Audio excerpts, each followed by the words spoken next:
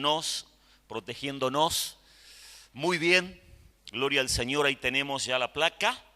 El tema de hoy es las bendiciones espirituales en Cristo. Y quiero compartir con ustedes lo que encontramos en el libro de Efesios capítulo 1, versículo 3. Efesios capítulo 1, versículo 3, que dice: bendito sea el Dios y Padre de nuestro Señor Jesucristo, que nos bendijo con toda bendición espiritual en los lugares celestiales en Cristo. Aleluya. Gracias, Señor, por esta palabra que será de bendición para nosotros, pero también, Señor, para los distintos programas televisivos que se estarán dando durante la semana. Señor, la gloria es para ti en el nombre de Jesús. Amén. Amén. Las bendiciones espirituales en Cristo son especiales.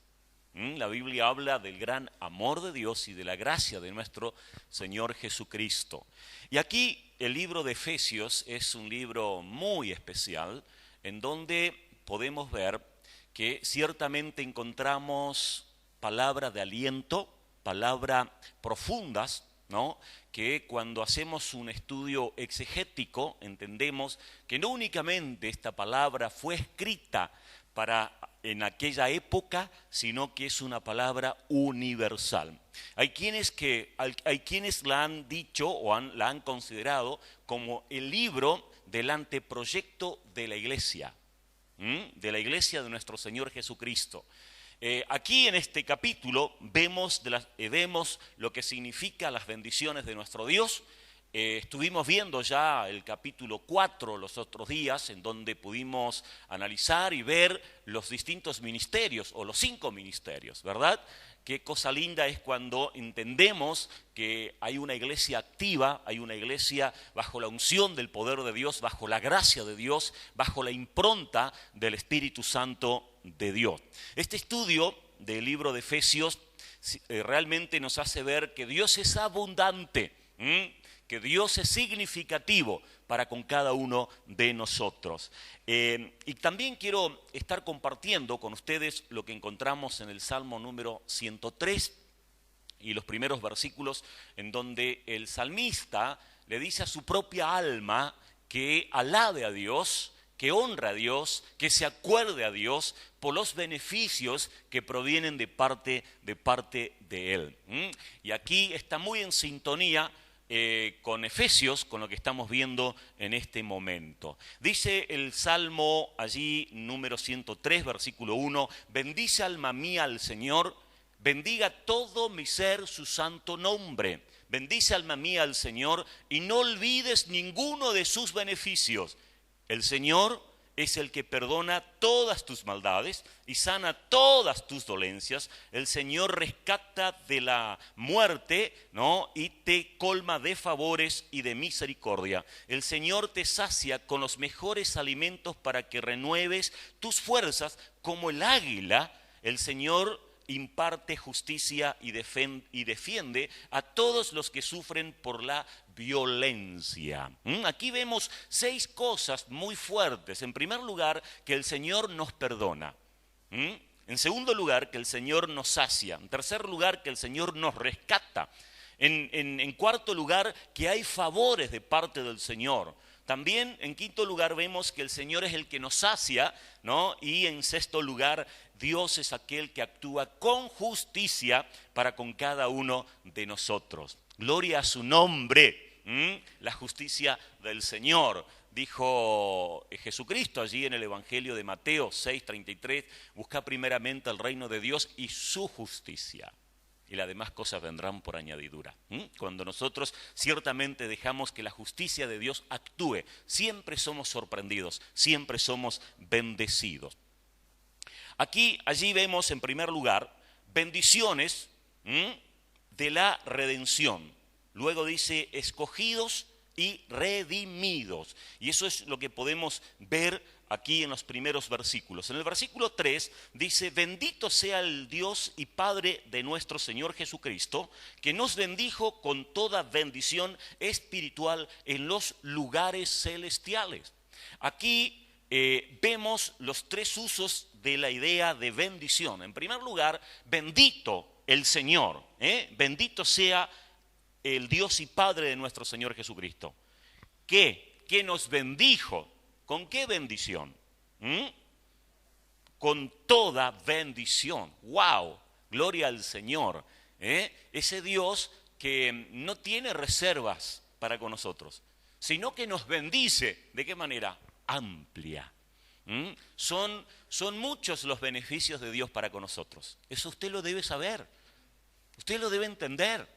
Cada uno debe entender esto y disfrutar ciertamente los beneficios de nuestro Dios. Y debemos ser agradecidos. Dice en Primera de Tesalonicenses, capítulo 5, versículo 18, den gracias a Dios en todo, porque esta es la voluntad para con vosotros en Cristo Jesús, Señor nuestro. Aleluya. Gloria a Dios que Él no nos deja, que Él siempre está a nuestro favor, que Él va mucho más allá de lo que nosotros pensamos o entendemos, porque su gracia es especial. Dios nos contiene y nos sostiene, y esto lo vamos a ir viendo cada vez más, según las distintas necesidades que empiezan a ver de manera terrible en el mundo en el cual vivimos. Sabemos que ese Dios de poder se manifiesta. Vemos allí en el Evangelio de Lucas, capítulo 17, que 10 leprosos fueron sanados. Que hubo una obra milagrosa de parte de nuestro Señor Jesucristo.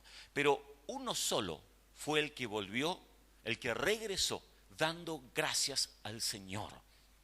Y ahí es en donde el Señor hace alusión precisamente por esa actitud de dar gracias. Nosotros estamos aquí en esta hora porque le damos gracias a Dios. Le damos gracias a Dios por su fidelidad, le damos gracias a Dios por su amor, le damos gracias a Dios porque siempre Él está con nosotros. Jesucristo dijo, confiad, yo he vencido al mundo. Así que, bueno, debe ser nuestra actitud en todo momento. Luego vemos la pregunta, ¿cuáles son las bendiciones espirituales de las que Dios ha provisto a sus seguidores? ¿Cuáles son esas bendiciones? En primer lugar, debemos entender que Dios nos ama.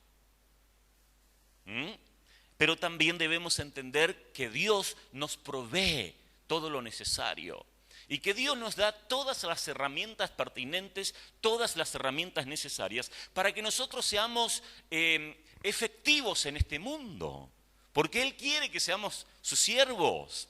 Vemos tanta necesidad que hay donde quiera estemos, donde quiera vayamos. Por eso el apóstol Pablo dice, bendito sea el Dios y Padre de nuestro Señor Jesucristo, que nos bendijo con toda bendición espiritual en los lugares celestiales en Cristo. Dice la Biblia, nadie nos podrá separar del amor de Dios que es en Cristo Jesús, Señor nuestro. Ese Dios que va mucho más allá de lo que nosotros pensamos o nos imaginamos. Luego vemos ahí que dice, Pablo usa 4 puntos como estructura con el fin de explicar la bendición y el plan eterno de Dios para con su iglesia. En primer lugar, Dios nos escogió en Cristo. Dice la Biblia que no hay otro nombre bajo el cielo dado a los hombres en que podamos ser salvos. Cristo es el camino, la verdad y la vida. No hay otro medio. Únicamente Jesucristo. Y justamente lo que vemos aquí en la Biblia, que Él fue escogido desde antes de la fundación del mundo para que todos nosotros podamos tener paz. Tanta paz que tenemos en Dios, es una paz abundante, pero a su vez vemos que la gente está necesitada de paz. Es por eso que muchos van a la droga, es por eso que muchos van al sexo ilícito, es por eso que muchos van al alcohol, a los distintos vicios, porque quieren saciar su interior buscando paz. Pero Jesús dijo, mi paz os dejo, mi paz os doy. No la doy como el mundo la da. Aleluya. Gloria a su nombre. Únicamente la encontramos en Jesús, como vemos ahí en la placa. En segundo lugar, Dios nos ha predestinado a la adopción como hijos suyos. Cuando vemos aquí, tiene que ver con que Dios ha establecido un plan desde antes de la fundación del mundo. Eso vemos aquí en el versículo 4, que dice, según nos escogió en Él antes de la fundación del mundo, para que fuésemos santos y sin mancha delante de Él. La palabra santo significa apartado. Todo aquel que está en Cristo es apartado del mal para hacer el bien, para estar bajo la luz de Cristo, bajo esa luz admirable, esa luz única que trasciende, que cambia y que va ciertamente más allá de lo que nosotros nos imaginamos. Algunos piensan que cuando la Biblia dice que somos predestinados, como que ya no tenemos que preocuparnos más, como que, bueno, aquel que fue elegido por Dios para ser salvo, bueno, ya va a ser salvo. Aquí la Biblia nos hace ver que ciertamente Dios quiere que nadie perezca. Dios quiere que nadie se pierda. Y eso lo dice la Biblia una y tantas veces. Por eso nos encarga a nosotros. Por eso somos nosotros los comisionados a evangelizar, a anunciar las verdades eternas, a hacerle ver al mundo entero que no hay otro nombre bajo el cielo dado a los hombres en que podamos ser salvos, únicamente en Jesucristo. Vemos entonces la parte de Dios, pero también debe estar la respuesta humana. Debemos actuar y acercarnos al Señor. Por eso la palabra cuando dice que para que fuésemos santos y sin mancha delante de Él, tiene que ver con tomar esa decisión especial de decir yo soy de Cristo. Jesucristo mismo dijo, el que me confiesa delante de los hombres, yo le confesaré delante de mi Padre que está en los cielos. Y ahí está el secreto. También Jesús nos hace ver de la importancia de creer, ¿no? Los apóstoles dijeron una y tantas veces, cree en el Señor Jesucristo y serás salvo. Tú y tu casa. Cree en el Señor Jesucristo. Gloria a su nombre por ese efecto tan fuerte y tan lindo que nosotros tenemos en Cristo, en el Señor. El tercer aspecto de la salvación es la redención por medio de la sangre de Cristo. Decíamos en primer lugar que era Cristo, en segundo lugar que fuimos, por cierto, predestinados a ser salvos por cuanto hay un plan divino desde antes de la salvación del mundo, de la fundación, para que el mundo entero entienda que únicamente en Cristo hay salvación. Pero Cristo tuvo que derramar su sangre. Es por eso que desde la ley de Moisés hasta la venida de Cristo, hasta la muerte de Cristo en la cruz, se hacían distintos sacrificios de animales. La Biblia dice que eso era la sombra de lo que en Cristo se produjo, porque Cristo murió en la cruz como el peor de los malhechores, precisamente para derramar su sangre, para que su sangre fuera derramada para perdón de pecados. Dice la Biblia que la sangre de Jesucristo nos lava, nos limpia de todo pecado. Gloria a su nombre por esa bendita y gloriosa sangre. Y yo le puedo asegurar que esa sangre está vigente, que esa sangre sigue perdonando, sigue lavando, sigue purificando los corazones y las vidas. Aleluya. La cuarta provisión de la salvación tiene que ver con la comprensión del plan eterno de Dios. Y eso aquí lo vemos en el versículo 9. Dice el versículo 9 de Efesios capítulo 1, dándonos a conocer el misterio de su voluntad, según su beneplácito, el cual se había propuesto en sí mismo. ¿Qué es lo que vemos en Dios? ¿Qué es lo que vemos en la palabra? Que ciertamente no tenemos la gracia de poder ser parte de este misterio. Misterio para el mundo sin Cristo. Misterio significa oculto. Nosotros, los que estamos en Cristo, empezamos a descubrir cosas lindas. En primer lugar, entendemos que Cristo perdona todos nuestros pecados. Empezamos a disfrutar y a ver que hay paz en Dios. Empezamos a sentir que Dios nos responde, que Dios nos escucha, que Dios va mucho más allá de lo que nosotros pensamos o nos imaginamos. Por eso dice aquí el versículo 9, dándonos a conocer el misterio. El misterio significa eso oculto que para la ciencia tal vez está ahí, ¿no? Que no se ha dado cuenta todavía, únicamente lo que tienen a Cristo. Por eso el apóstol Pablo dijo que lo que nosotros vivimos y disfrutamos para la gente sin Cristo es locura. Pero gracias a Dios, gracias al Espíritu Santo, que nos tocó el corazón, que nos dio convicción de pecado, de justicia y de juicio, que nos hizo ver la realidad humana. A veces Dios usa un problema, una situación difícil, para que nosotros empecemos a acercarnos a Dios, para que nosotros nos percatemos, entendamos que somos frágiles, que sin Dios no tenemos salida. Entonces empezamos a buscar a Dios y Dios empieza a revelarse, Dios empieza a manifestarse, Dios empieza a responder, ¿no? Y empezamos a ver lo que la Biblia dice justamente de la oración, de la lectura, del congregarnos, ¿no? Del hacer bien a la gente necesitada. Como Dios siempre eso lo tiene muy, pero muy en cuenta. Luego vemos la pregunta, ¿qué es la gracia y cómo la manifiesta Dios a los suyos?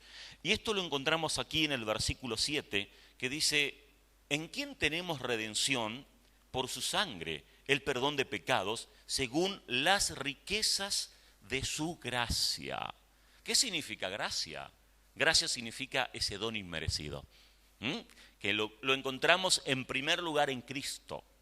Dice la Biblia porque que Cristo ha muerto por nuestros pecados, ¿no? Que siendo aún pecadores, Cristo murió por nosotros. Que siendo aún pecadores significa que estando nosotros en la tiniebla, en la oscuridad, el Señor Jesús vino a esta tierra para sacarnos de ahí, del lodo cenagoso, de la oscuridad, de la ignorancia, para darnos la luz admirable. Gloria a su nombre, esa luz admirable que transforma nuestro corazón. Y es aquí entonces que vemos la gracia del Señor. Pero sigue diciendo el versículo 8, que esa gracia hizo sobreabundar para con nosotros en toda sabiduría e inteligencia.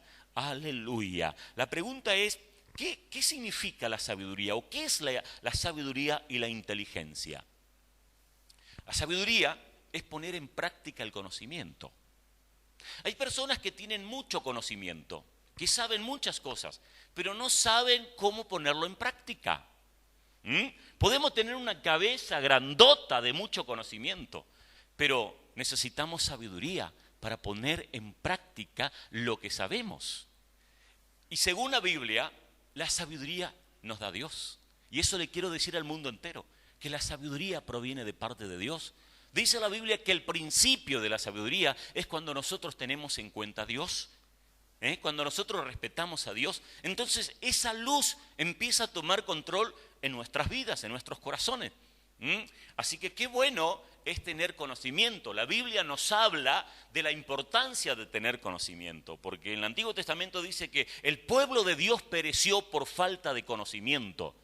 Pero aquí vemos que también necesitamos sabiduría. Y no únicamente sabiduría, sino también inteligencia. La inteligencia es el entendimiento y la comprensión que lleva a obrar rectamente. Sabiduría es poder poner en práctica precisamente el conocimiento, pero la inteligencia tiene que ver precisamente con entender los tiempos, ¿no? Y la acción que debemos tomar en cuenta. Así que gloria al Señor, gloria a Dios. Y eso es por la gracia de Dios.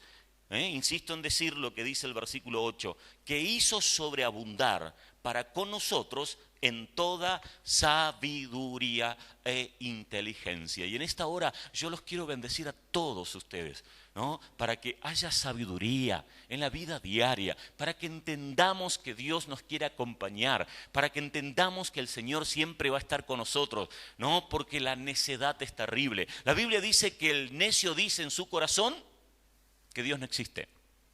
El necio dice en su corazón que Dios no existe, pero el principio de la sabiduría es el temor a Dios. Aleluya, gloria al que vive por los siglos de los siglos. ¿Cómo afecta a nuestra vida espiritual el conocimiento del misterio de su voluntad? Lo que vemos aquí en el versículo 9 y también 10, el 9 ya lo habíamos leído, dice dándonos a conocer el misterio de su voluntad, es oculto que estuvo en el mundo, ¿no? Pero que se reveló y se manifestó a través de la persona de Cristo. ¿No? El que tiene a Cristo, dice la Biblia, el que tiene a Cristo tiene la vida. Entonces, esa sabiduría y esa inteligencia se manifiesta cuando nosotros buscamos a Cristo, empezamos a entender cosas tremendas en el Señor. El versículo 10 dice, de reunir todas las cosas en Cristo en la dispensación del cumplimiento de los tiempos, así las que están en los cielos y también las que están en la tierra. Es decir, cuando nosotros estamos en Dios, nuestro clima empieza a cambiar. Aquel que busca a Dios, su vida es transformada. Aquel que busca a Dios, su hogar es transformado.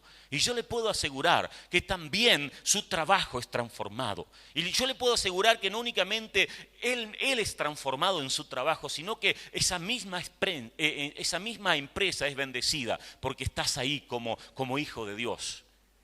Eso fue lo que ciertamente sucedía en José en el Antiguo Testamento, donde él quiera que iba, donde estaba, las cosas, ¿no? Realmente salían bien y muy bien, y ahí estaba la bendición de Dios. Luego, en la siguiente placa vemos la garantía de la redención, el plan eterno de Dios. ¿Cuál es el plan eterno de Dios? Que nadie perezca, que nadie se pierda, sino todo lo contrario. Uno de los temas principales de Efesios es la unión de los judíos y de los gentiles en un solo cuerpo. Y es lo que vemos aquí en el capítulo 2, versículo 13 en adelante, que dice, pero ahora en Cristo Jesús, vosotros que en otro tiempo estabais lejos, habéis sido hechos cercanos por la sangre de Cristo, porque por Él, ¿no? Es nuestra paz. Luego dice que de ambos pueblos hizo uno, derribando la pared intermedia de separación, sabiendo que realmente en él hay victoria. Luego dice el versículo 15, aboliendo en su carne las enemistades, la ley de los mandamientos expresados en ordenanzas, para crear en sí mismo de los dos un solo y nuevo hombre, haciendo la paz. ¿Qué vino a hacer Cristo? Vino a romper esa pared que nos dividía con el pueblo judío. Ahora nosotros, los gentiles, podemos acercarnos confiadamente al trono de la gracia como los judíos en el Antiguo Testamento. Y esto gracias a Cristo, gracias al Señor por esa obra redentora en la cruz. Tenemos motivos suficientes por agradecer al Señor, ¿verdad? Realmente Dios ha sido bueno, Dios sigue siendo bueno para con cada uno de nosotros. Tan solo debemos acercarnos a la fuente, tan solo debemos confesar nuestros pecados y entender que ciertamente Dios nos ama y que su amor es especial para con cada uno de nosotros. Luego aquí vemos que la Biblia nos habla del sello del Espíritu Santo. Los versículos 13 y 14 dice, en él también vosotros, habiendo oído la palabra de verdad, el evangelio de vuestra salvación, habiendo creído en él, fuisteis sellados con el Espíritu Santo de la promesa, que es las arras de nuestra herencia hasta la redención de la posesión adquirida para alabanza, ¿no?, de su gloria. Aleluya. A ver, ¿cómo se entiende esto que somos sellados por el Espíritu Santo? Sabemos que cuando un documento no tiene sello, no tiene mucho valor. Pero cuando tiene el sello decimos, wow, ahí está el sello. Igual que cuando vamos al médico, ahí tenemos a una odontóloga, queremos siempre el sellito, ¿verdad? El sellito, bien, bárbaro. ¿Este sello qué significa? Significa que, bueno, está acá precisamente la prescripción médica. Y eso nos da tranquilidad, por cierto. Hermanos, nosotros tenemos el sello del Espíritu Santo. Aquella persona que acepta a Cristo, dice la Biblia, acá lo dice, ¿no?, en Efesios capítulo 1, versículo 13 y 14, que tenemos el sello del Espíritu Santo. Gloria a su nombre. Esto significa que somos identificados como hijos de Dios, ¿no? Que ciertamente el poder de Dios empezó a obrar en cada uno de nosotros. Pero quiero seguir compartiendo con ustedes lo que dice aquí en el número 4. Dice, arras ¿no? Porque dice el versículo 14 que es las arras de nuestra herencia. Arras significa literalmente depósito, pago inicial o pago de entrada. A ver, ¿cómo se entiende esto? Esto significa que cuando nosotros aceptamos a Cristo, Dios empieza a obrar. Es igual que cuando nosotros compramos algo, queremos comprar un auto, queremos comprar un terreno, hacemos la primera entrega, el primer pago, ¿no? Tal vez, bueno, es un plan de pago tal vez de 12 cuotas o 24 cuotas o 36 cuotas, no sé de cuántas cuotas, pero qué bien que cuando vamos y hacemos los trámites y los papeles y pagamos la primera cuota. Es como que de alguna manera ya nos sentimos dueños, ¿verdad? Si bien después tenemos que seguir pagando. Bueno, cuando recibimos a Jesús como Señor y Salvador, Dios empieza a obrar.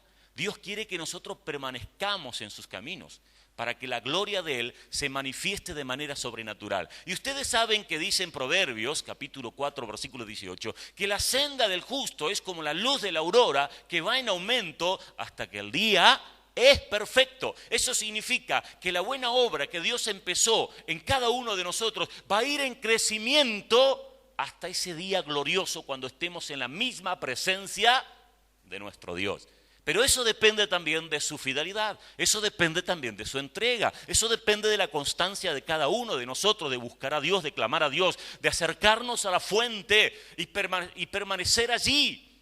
Y de esa manera no seremos más niños, como bien dice la Biblia, sino todo lo contrario.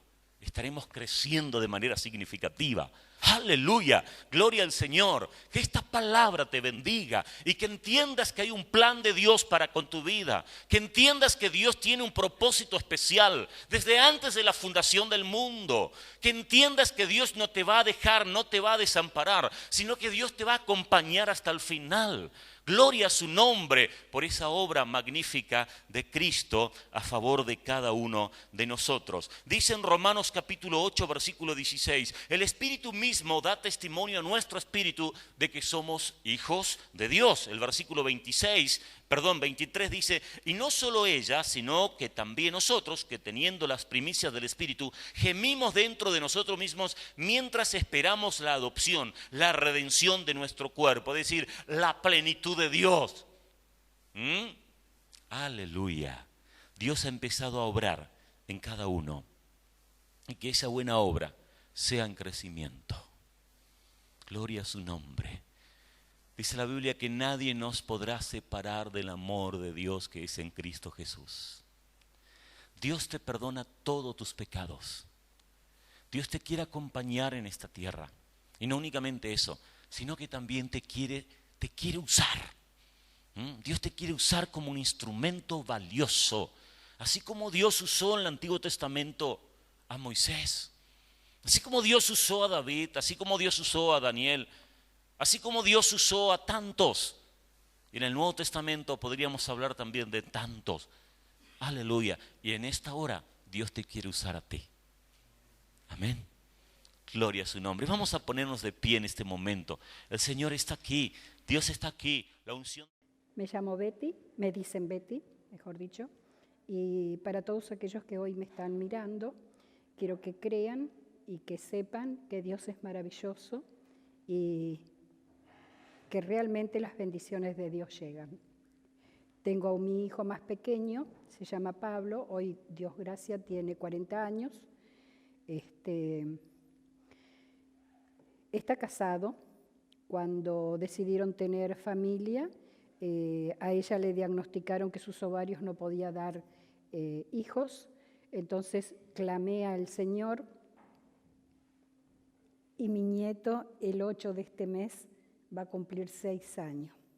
No obstante a eso, a mi nuera le dijeron que después de los 2 años de haber tenido familia le iban a extraer los ovarios, la matriz, todo. De nuevo, esta abuela, esta suegra, esta mamá volvió a clamar al Señor. Mi nieta el 2 cumplió 11 meses y el mes que viene, el 2 de octubre, va a cumplir su primer año.